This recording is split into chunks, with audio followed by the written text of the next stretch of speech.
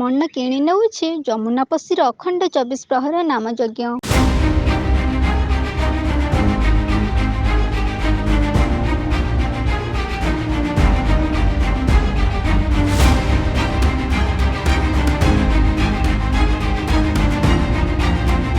କେନ୍ଦୁଝର ଜିଲ୍ଲା ପାଟଣା ବ୍ଲକ ଅନ୍ତର୍ଗତ ଯମୁନାପଶି ଗ୍ରାମରେ ଚାଲିଛି ଅଖଣ୍ଡ 24 ପ୍ରହର ନାମଯଜ୍ଞ।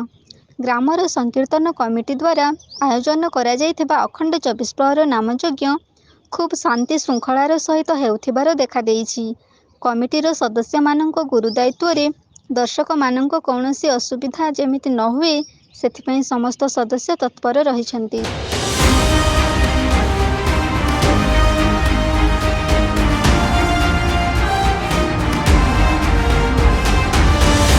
ପାପ ଭାରରେ ପରିପୂର୍ଣ୍ଣ ହୋଇଯାଇଛି ଏ ମାଟି। ଧର୍ମର ଶବ୍ଦ ଧୀରେ ଧୀରେ ଏ ମାଟିରୁ ଲୋପ ପାଇ ଯାଉଛି। ସତ୍ୟ ପଥକୁ ଭୁଲିଯାଇ ଅସତ୍ୟର ଅବାଟରେ ଚାଲିବାକୁ ଲୋକମାନେ ପସନ୍ଦ କରୁଛନ୍ତି। ପ୍ରତି ସ୍ଥାନରେ ପାପ ହିଁ ପାପ। ସେହି ପାପର ଭାରରେ ଗ୍ରାସ ହୋଇ ପୁଣ୍ୟ ଖୋଜି ଚାଲିଥିବା ବେଳେ ପୁଣ୍ୟର ଏକମାତ୍ର ମାଧ୍ୟମ ହେଉଛି ଅଖଣ୍ଡ 24 ପ୍ରହର ନାମଯଜ୍ଞର ମହାମନ୍ତ୍ର।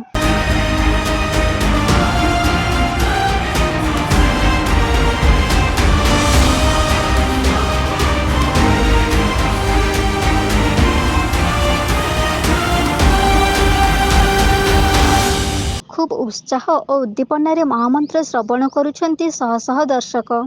ହରିନାମ ଶ୍ରବଣ କଲେ ମହାପାପରୁ ମୁକ୍ତି ମିଳିଥାଏ ବୋଲି ଲୋକମାନଙ୍କ ଅଗାଢ଼ ବିଶ୍ୱାସ ରହିଛି।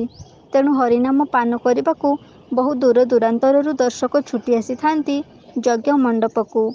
ଆଉ ଖୁବ୍ ନୀରବ ନିଶ୍ଚଳ ହୋଇ ଏକ ଲୟରେ କେବଳ ଯଜ୍ଞ ମଣ୍ଡପକୁ ଚାହିଁ ହରିନାମ ଉପଭୋଗ କରିଥାନ୍ତି।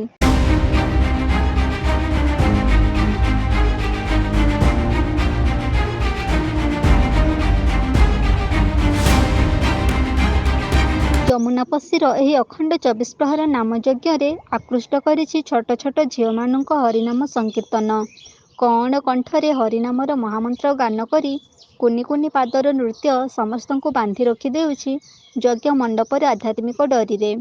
ଥରେ ମହାମନ୍ତ୍ର ମଞ୍ଚ ଉପରକୁ ଦୃଷ୍ଟି ପଡ଼ିଲେ ସହଜରେ ଦୃଷ୍ଟି ଫେରିଆସି ପାରେ ନାହିଁ। ଯମୁନାପଶିର ଏହି ଅଖଣ୍ଡ 24 ପ୍ରହର ନାମଯଜ୍ଞ ଏ ଅଞ୍ଚଳ ପାଇଁ ଏକ ଉଦାହରଣ ପାଲଟି ଯାଇଛି।